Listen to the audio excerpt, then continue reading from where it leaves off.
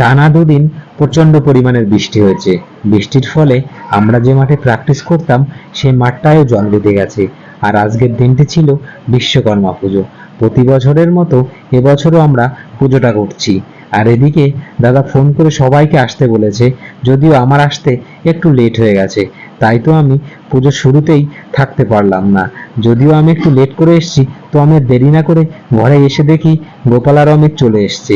এদিকে পুরুত মশাই মন্ত্র পড়াটাও শুরু করে দিল, আর আমি চুপটি করে পেছনে গিয়ে অঞ্জলি দেওয়া শুরু করলাম। আর তোমরা যারা আমার ভিডিওটা দেখছো, কোন জায়গা থেকে দেখছো, তারা একটা কমেন্ট করে জানিয়ে দিও।